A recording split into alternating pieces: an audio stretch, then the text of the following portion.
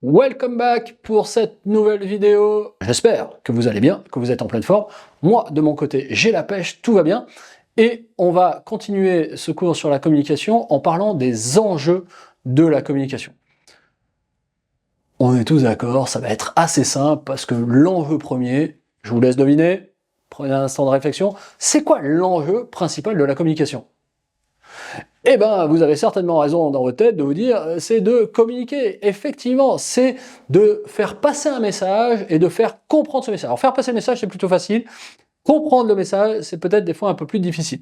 Ceci étant, c'est d'émettre et de recevoir des signaux auxquels nous raccorderons la même signification, c'est-à-dire avoir le même langage. Et vous allez voir, cette histoire de langage est quand même super importante, parce que si on ne parle pas le même langage, eh ben, ça peut être un peu difficile.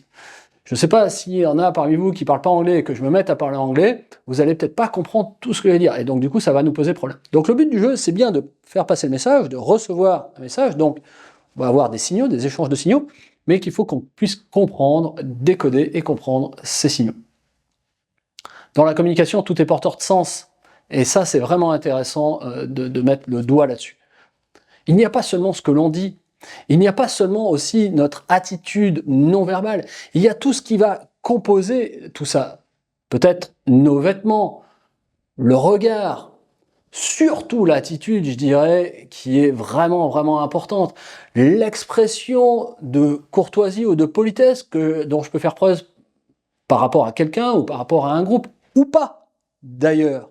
Et donc du coup, tout va jouer, l'espace, le lieu, le comportement. Tout ça est hyper important dans la communication. Je vais dire, des fois, on peut se tromper sur un plan verbal ou on peut ne pas utiliser le bon mot. C'est pas très grave. Le plus important est que votre intention soit bonne et que votre attitude et comportement soient adéquats dans le lieu et avec les personnes avec lesquelles vous êtes. Et ça, c'est très important. Je sais pas, prenons un exemple. Vous êtes employé de banque et vous vous pointez au travail en short et en tongs. À votre avis, qu'est-ce que vont penser les clients ? Ça ne va pas coller, ça va pas être correct. Donc du coup, on va être à côté en termes de communication. Et on aura un problème. C'est comme si, je sais pas moi, je vais acheter des fromages dans une ferme et que je vois le fermier débarquer en costume cravate. Ça n'aura pas de sens, ça va pas caler. Ou alors, je rentre dans une entreprise en tant que commercial et les personnes me manquent de respect, ne me disent pas bonjour, voire m'insultent. Et donc du coup, là, c'est pas possible, quoi. Donc vous voyez bien que les enjeux sont très forts. Les enjeux, c'est de se comprendre, de partager l'idée avec bienveillance pour avoir la meilleure communication possible. Donc vous voyez que tout va jouer. Vos vêtements, votre comportement, votre attitude, votre politesse, l'envie que vous avez de partager, d'écouter, va être très important. Et quand vous transgressez ces codes-là, eh ben, vous vous exposez à des problèmes et potentiellement des conflits comme on l'avait vu dans un cours précédent. Donc du coup, ça peut être vécu comme une agression ou comme un dysfonctionnement de la communication et donc du coup, ça va pas le faire, quoi. C'est pas très intéressant. Par exemple, je sais pas si vous fumez et sans qu'on vous ait donné l'autorisation, il y a des gens qui peuvent être, ça peut incommoder fortement, et ben du coup, tout de suite, ça va poser un problème. Donc vous voyez bien que la communication, c'est vraiment la pierre angulaire de la relation. Et qu'il y a des codes sur lesquels on va pouvoir s'appuyer pour faire en sorte que ça se passe bien.